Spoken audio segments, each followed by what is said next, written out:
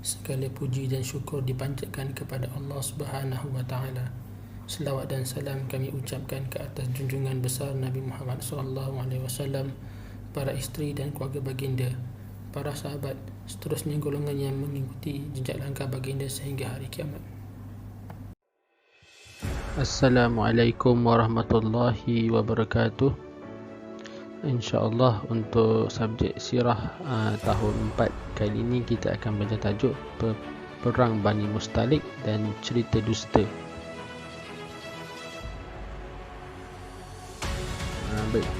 Dalam bahagian pertama Perang Bani Mustalik, kita telah bercerita tentang bagaimana punca berlakunya perang tersebut dan apakah kesudahannya, adakah umat Islam menang. Ternyata umat Islam telah menang dengan cemerlangnya, sebab berjaya mengalahkan tentera Bani Mustalik ini dengan cepat, dengan tempoh yang singkat dan mendapat harta rampasan yang banyak. Kali ini kita akan berbicara tentang bahagian yang sebenarnya paling penting dalam peristiwa perang Bani Mustalik ini. Sebab perang Bani Mustalik ini dia punya main point dia bukan pada perang itu sendiri, sebab perang itu berlaku dengan segera, pantas. Kematian di kalangan umat Islam hanya seorang saja syahid, itu pun tidak sengaja telah dibunuh oleh orang Islam sendiri. So yang poin paling utama dalam peristiwa perang Bani Mustalik inilah tentang sikap kaum munafikin. Sikap mereka terselah jelas kelihatan di kalangan kaum muslimin, sehingga akhirnya mereka kemudian membenci kaum munafikin ini. Okey, apa yang berlaku setelah peperangan tersebut ialah orang suruhan Umar Al-Khattab ni, dia ada orang suruhan ni nama dia Jahjah. Dia dihantar, dia diminta oleh Umar Al-Khattab untuk mengambil air, kalau tak silap saya untuk minuman haiwan tunggangan dia, ambil air. So Jahjah ni pun pergilah kepada telaga Murasyid yang ada di sana, sebab telaga ni lah antaranya yang menjadi nama lain kepada nama perang, iaitu perang Bani Mustalik ataupun nama itu perang Murasyid. Nama telaga ni sebenarnya nama telaga. Okay, sampai je Jahjah di telaga tu, dia dapati ramai orang berkumpul di situ untuk mendapatkan air, dan waktu itu dia bertelagah dengan Sinan. Sinan ni dia di kalangan kaum Ansar. Yang Jahjah ni dia hamba kepada Umar, maknanya dia orang muhajir, dia di pihak muhajirin lah. Yang ni Sinan ni di pihak Ansar. So bergaduh sampai ke tahap seolah macam nak berlawan, macam nak berperang lah. Sebab sampai yang Jahjah ni sampai dipanggil wahai kaum muhajirin, yang Sinan ni pula panggil wahai kaum Ansar. Masing-masing panggil puak masing-masing. Rasulullah bila dengar seruan macam tu, Rasulullah pun marahlah. Rasulullah tegur, Rasulullah kata, apakah kamu rela menyeru dengan seruan jahiliah ini sedangkan aku masih bersama di kalangan kamu? Aku ada lagi ni, aku masih hidup ni, kenapa engkau buat seruan macam ni? Sebab seruan macam ni dia macam memecah belahkan orang Islam kan. Rasulullah kata seruan ni seruan jahiliah sebab dia memecah belahkan umat Islam. Patutnya bila dah Islam tu sepatutnya kita bersatu padu, bukan berpecah. Okey, kejadian ini disampai kepada pengetahuan Abdullah bin Ubay bin Salul, ketua munafikin. Bila sampai berita ni kepada dia pun berkata, dia pun komen, dia kata tindakan mereka itu, iaitu Jahjah tadi yang mewakili puak muhajir ni, tindakan mereka ni tidak ubah seperti kata orang tua. Dia kata, gemukkan anjing kamu, bagi makan banyak-banyak, nanti ia akan menggigit kamu. Dia dah kenyang-kenyang, dia pergi lawan tuan dia pula, dia gigit tuan dia macam tu. So, dia ibaratkan kaum muhajirin yang telah diberi bantuan oleh kaum Ansar ketika mereka berhijrah ke Yathrib, ke Madinah, dah bantu dia dengan segala keperluan hidup. Tiba-tiba mereka dia umpamakan macam anjing tu, dia menggigit pula, dia macam tak berterima kasih macam tu. Lepas tu dia kata lagi, demi Allah, bila kita sampai di Madinah nanti, kita balik daripada perang Bani Mustalik tu kan, sampai balik di Madinah nanti, golongan yang mulia, maksudnya siapa golongan mulia ni? Maksudnya kaum Ansar lah, orang asal duduk di Yathrib di Madinah tu, orang yang asal duduk di situ. Golongan yang mulia sebab mereka, dia kata mulia sebab dia bukan golongan mengharapkan bantuan orang. Dia memang sebab dia duduk situ, so dia orang yang cukuplah keperluan dia kan. So dia kata golongan yang mulia akan menghalau golongan yang hina. Golongan hina siapa? Golongan Muhajirin.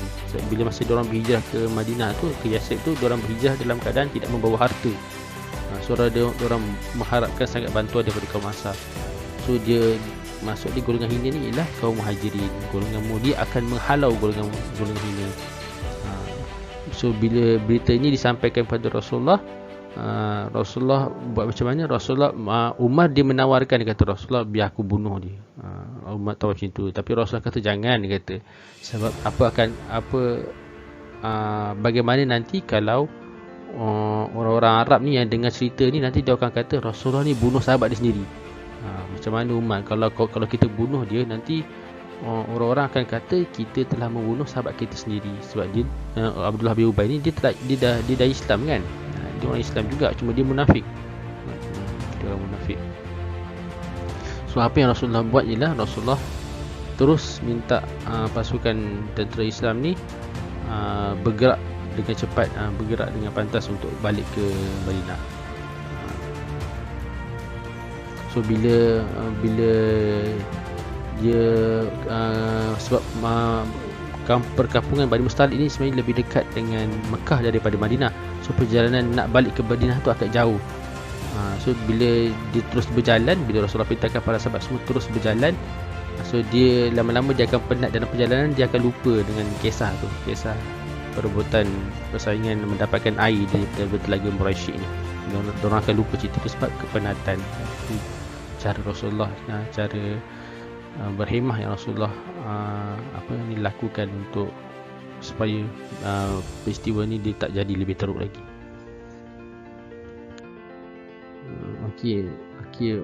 Sekarang ni kerja kaum munafikin ni dia tidak terhenti sekali itu saja. Abdullah bin Ubay ni dia tak cukup dengan yang tadi tu, dia menghina kaum Muhajirin ni. Sekarang ni dia buat cerita pula, cerita dusta, cerita rekaan tentang Aisyah. Sebab Aisyah ni isteri Rasulullah kan. Abdullah bin Ubay ni dia sangat sakit hati dengan Rasulullah. Kenapa? Sebab Abdullah bin Ubay ni kalau Rasulullah tak berhijrah ke Madinah, dia akan jadi ketua di Madinah. Bahkan dikatakan dia tu hampir-hampir dijadikan ketua sebab diorang dah prepare baju kain sutra, baju daripada kain sutra untuk dia pakai sebagai seorang pemimpin. Tapi bila Rasulullah berhijrah ke Madinah je, diorang dah tak pandang dia dah. Dia dah tak jadi ketua kan. So dalam perjalanan pulang ke Madinah daripada perang Bani Mustalik tadi, kira-kira hampir dengan Madinah, tapi Rasulullah perintah tentera muslimin ni berhenti sebentar. Waktu tu waktu malam, berhenti berehat sebentar. Dan Aisyah dia mengambil kesempatan itu untuk menunaikan hajat, qada hajat ya. So Aisyah turun, Aisyah ni dia duduk atas unta yang ada macam kemah tu, dia panggil sekeduk kita silap kan. Buat macam kemah, duduk dia letak atas unta. So dia ada orang-orang dia yang ada hamba-hamba yang akan angkat naik atas unta dan akan turunkan bila ada keperluan. So dia turunkan situ, Aisyah pun pergilah menunaikan hajat dia. Aisyah pergi seorang-seorang. So bila dia nak kembali kepada unta dia cek dapati kalung yang dia pakai tu dah tak ada, maknanya tercicir, hilang. So dia kembali kepada tempat dia buang hajat tadi tu. Sebab dia buang hajat mesti dia buang jauh-jauh sikit kan, walaupun waktu malam. Pergi cari kat tempat situ, so ambil masa lama lah. Lepas tu dia jumpa tu, dia kembali kepada tempat unta tadi berhenti. Dia dapati dah tak ada dah, tentera muslimin telah meneruskan perjalanan, dah tak ada orang. So dia tunggu dalam keadaan macam tu. Dia tunggu, dia percaya, dia yakin nanti diorang akan sedar dia tak ada dalam sekeduk tu. Diorang angkat sekeduk tu, diorang tak perasan pun Aisyah tak ada dalam tu. Sebab diorang biasanya sebagai penghormatan kepada isteri Rasulullah ni, dia jarang berbicara, jarang pandang memandang, jarang macam tu. So dianggarkan tempoh masa yang diberitakan tu cukup dah kan untuk berehat tu. So dia ingat Aisyah dah kembali, dah masuk dalam tu balik. Dan Aisyah ni dia seorang wanita yang bertubuh apa, macam bertubuh sederhana, dia tak berat. Kalau dia masuk dalam benda tu pun, dalam masuk sekedup tu pun, bila dia angkat tak terasa dia ada ke tak ada tu, lebih kurang sama je. So bila hamba-hamba ni angkat tu, dia tak sedar yang Aisyah tak ada dalam tu. Diorang pun terus jalan. Yang Aisyah ni pula bila dapati diorang tak ada, dia duduk kat situ tempat tadi, dia tunggu situ, dia percaya, dia yakin diorang akan patah balik. Tapi sementara menunggu tu, dia kepenatan, dia pun tertidur. Tidak lama selepas itu, rupanya ada lagi seorang sahabat yang juga tertinggal. Sebab dia tu ada hajat dia sendirilah. Dia tertinggal. Dia nampak ada bayang-bayang manusia dia tengah berbaring kan. Dan Aisyah dia masa dia tertidur tu, dia dalam keadaan dia tak tutup muka dia. Yang sahabat ni nama dia Sofwan bin Mu'attal. Dia nampak Aisyah, dia kenal, dia cam. Sebab Sofwan ni pernah tengok Aisyah sebelum diperintahkan wanita Islam menutup, memakai hijab, memakai tudung tu kan. Sebelum diperintahkan macam tu, dia pernah tengok Aisyah ni macam mana rupa dia. Dia pernah nampak. So dia kenal. Dia pun sebut dia berteriak, inna lillahi wa inna ilaihi raji'un. Kata isteri Rasulullah. Dia macam terkejut kan. Aisyah terdengar tu, dia pun terjaga dan dia tutup muka dia. Dia tutup muka dia balik. So lepas tu Sofwan dengan tanpa bicara banyak, Sofwan menundukkan haiwan tunggangan dia, unta ke apa, Allahu a'lam. Dia tundukkan haiwan tunggangan dia. Lepas tu dibenarkan Aisyah naik, dan dia pun tarik tali kendali haiwan tunggangan tu. Dia tarik, bawa dah sampai ke Madinah. Dan diorang berdua dalam keadaan macam tu, antara Aisyah dengan Safwan ni dalam keadaan macam tu sepanjang perjalanan, senyap je, tak bercakap apa pun. Tak ada bicara apa-apa pun. Sampai ke Madinah.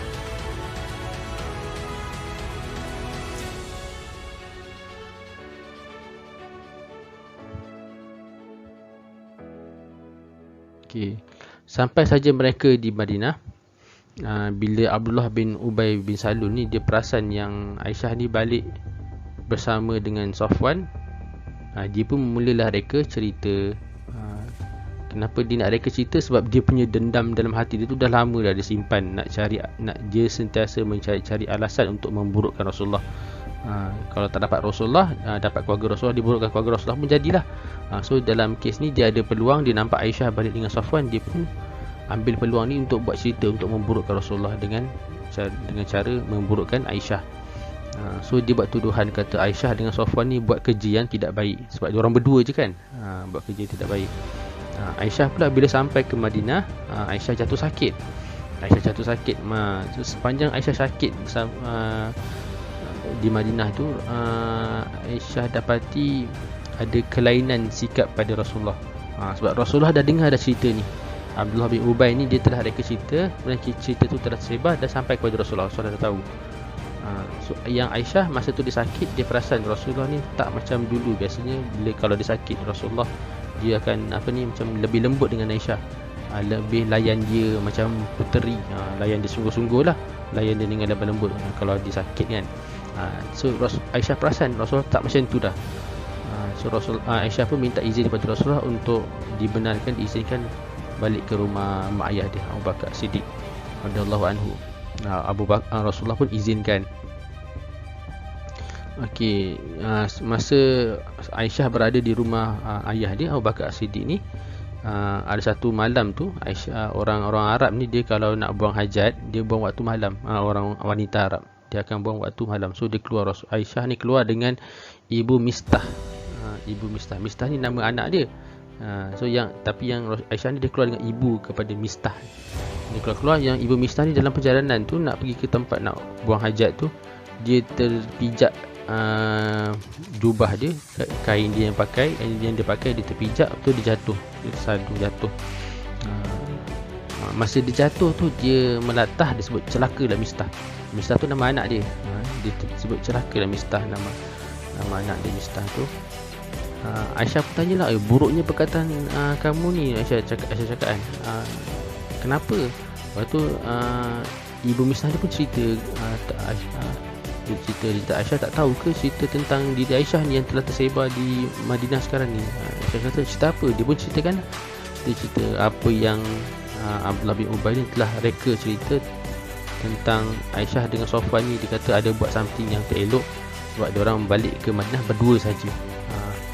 Dia tak balik sekali dengan rombongan, dia tak balik sekali beramai-ramai, tapi dia balik dia orang berdua je. So dia dengar cerita tu, Aisyah pun sedih, menangis beberapa hari lah lamanya.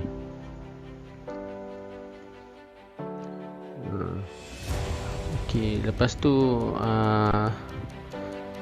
Rasulullah pun berjumpalah dengan Aisyah di rumah ayah dia kan. Rasulullah jumpa dengan Aisyah. Sebelum tu Rasulullah berbincang dulu dengan para sahabat. Rasulullah berbincang sebab Rasulullah sekarang ni dalam keadaan bingung. Rasulullah dalam keadaan serba salah, sama ada untuk mempercayai kisah yang didengar tu ataupun tidak. Rasulullah bingung. So Rasulullah tanya pada sahabat. Sahabat kata, ada yang saya sahabat macam Usamah bin Zaid ni, dia kata Aisyah ni orang yang baik. Dia kata, aku tak kenal Aisyah ni melainkan dia ni seorang yang baik, yang solehah.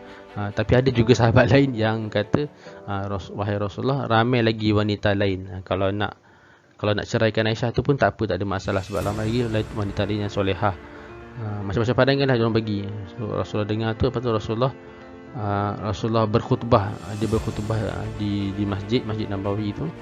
Dia katalah, kenapa kamu menyakitkan hati aku kan. Rasulullah cakap lebih kurang maksud dia dalam khutbah tu. Rasulullah kata, kenapa kamu menyakitkan hati aku dan keluargaku dengan cerita kisah-kisah yang macam ni. Lepas tu bangun dah seorang sahabat di kalangan Aus. Dia kata, wahai Rasulullah, kalau yang menyebarkan cerita ni orang Aus, dia kata aku akan bunuh dia. Aku akan bunuh. Kalau yang sebarkan cerita ni di kalangan Khazraj, kau perintahlah apa kami nak buat, aku akan buat. Bangun pula daripada puak Khazraj, dia bangun. Dia kata dia macam apa, menafikanlah benda tu bukan berlaku di kalangan dia. Lepas tu Rasulullah waktu tu dah riuh rendah dah dekat masjid tu, dah bising, dah hingar-bingar dah, masing-masing saling menuduh kan. Sebab dulu Aus dan Khazraj ni dia selalu berperang. Tapi Rasulullah berjaya menenangkan mereka. Betul, Rasulullah kembali masuk ke rumah Abu Bakar, berjumpa dengan Aisyah. So Rasulullah berkata, wahai Aisyah, telah sampai ke pengetahuanku cerita macam ni. Rasulullah kata, aku dah dengar dah cerita yang kau dah tahu tu. Sekiranya engkau bersih tidak bersalah, maka Allah akan membersihkan kau. So Rasulullah kata, yakinlah kalau engkau ni tak ada buat salah, Allah akan bersihkan. Macam mana Allah akan bersihkan? Walaupun manusia lain cuba nak burukkan dia kan, Allah akan tetap bela dia. Kalau dia seorang yang bersih lah, tak buat benda salah. Okay, sekiranya engkau melakukan dosa, beristighfarlah kepada Allah dan bertaubatlah kepadanya. Walaupun perkataan ni nampak macam apa ni kan, tapi bagi seorang perempuan bila dia dengar kata-kata macam tu, dia macam suami aku ni tak percaya ke aku ke? Sebab dia kata kalau kau buat dosa, beristighfarlah. Rasulullah cakap ni Rasulullah cakap secara pertengahan. Dia tak menuduh dan dia tidak membela. Rasulullah cakap dengar, kalau buat benda baik, insya-Allah yakin Allah akan selamat, Allah akan bersihkan dia.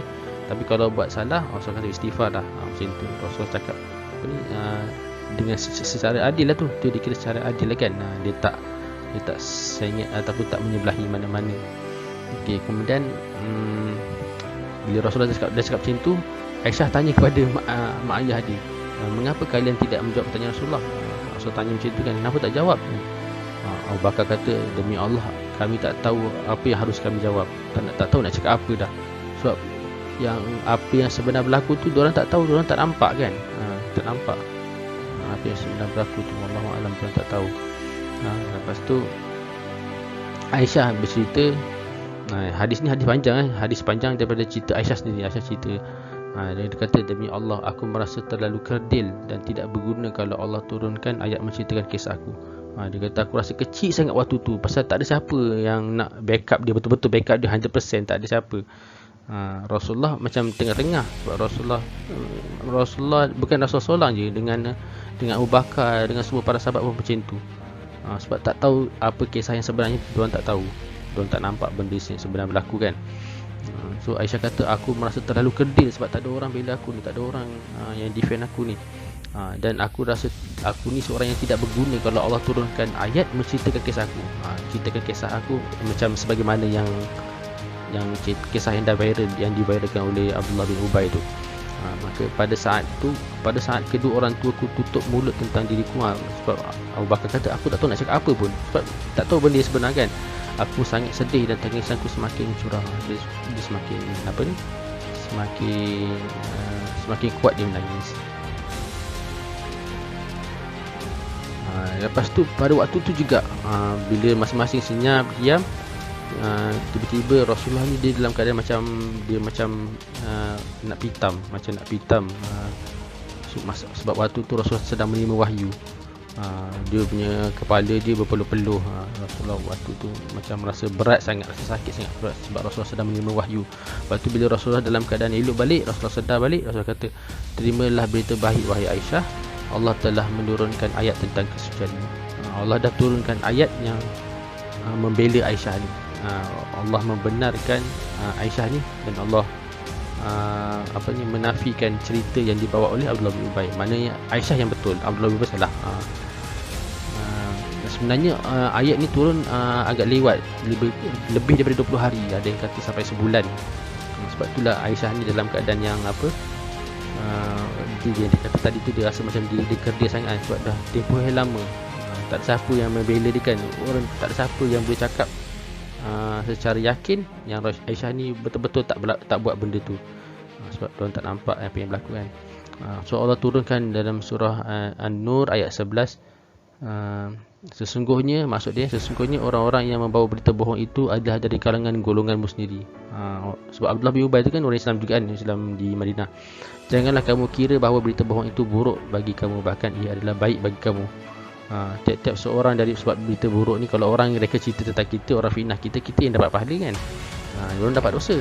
Tiap-tiap seorang dari mereka mendapat balasan dari dosa yang dikerjakan, dan siapa di antara mereka yang mengambil bahagian yang terbesar dalam penyiaran berita bohong itu, baginya azab yang besar.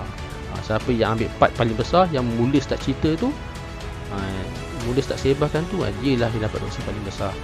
Lepas tu dalam ayat 12, mengapa di waktu kamu mendengar berita bohong itu, orang-orang mukmin dan mukminat tidak bersangka baik terhadap diri mereka, yakni mengatakan sebagaimana yang dikatakan oleh Abu Ayyub dan isterinya. Abu Ayyub dan isteri dia ni, mula-mula isteri dia tanya, betul ke cerita yang tu kan, yang Aisyah tu kan? Tapi suami dia cepat-cepat pintas. Suami dia kata tak, tu cerita bohong. Suami dia cakap dengan yakin dengan pasti itu cerita bohong. So dalam ayat ni Allah kata, mengapa tidak waktu tu kamu bila dengar berita bohong tu, kamu tidak bersangka baik terhadap diri sendiri, yakni mengatakan sebagaimana Abu Ayyub cakap. Maksudnya yakin dengan kesucian Aisyah ni, Aisyah takkan buat benda dosa kan. Dan mengapa tidak berkata ini adalah satu berita bohong yang nyata. Inilah perkataan yang dikata oleh Abu Ayyub tu. Inilah satu berita bohong yang nyata. Kemudian dari ayat 15, ingatlah di waktu kamu menerima berita bohong itu dari mulut ke mulut, dan kamu katakan dengan mulutmu apa yang tidak kamu ketahui sedikit pun. Maknanya orang yang mereka cerita dan menyebarkan cerita ni, diorang sampai-sampai kan, sebar-sebarkan cerita tu, padahal diorang tak tahu pun, diorang tak pasti benda tu betul ke tak, sahih ke tak betul, tapi dia main sampai je. Itu yang Allah sebut ni. Dan kamu menganggapnya sesuatu yang ringan saja. So kamu menyampaikan cerita ni, memanjangkan cerita ni, sampaikan cerita pada orang, kamu rasa kalau salah pun tak ada apa-apa, macam tu. Anggap satu ringan, padahal itu pada sisi Allah adalah besar. Sebab fitnah kan, fitnah ni lebih buruk daripada membunuh. So bagi Allah sebenarnya fitnah ni dosa yang besar.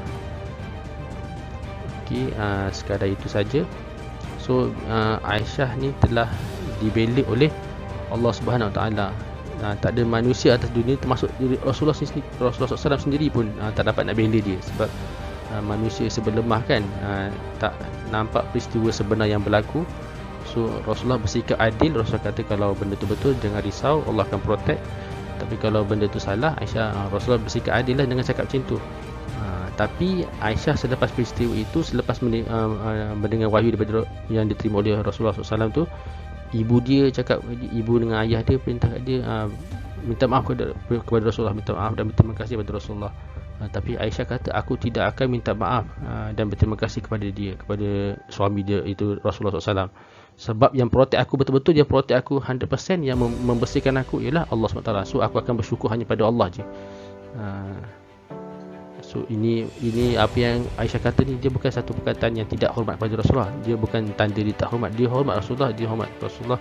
Tapi dalam peristiwa ni nak menunjukkan manusia dia serba lemah, walaupun dia seorang nabi, seorang rasul, yang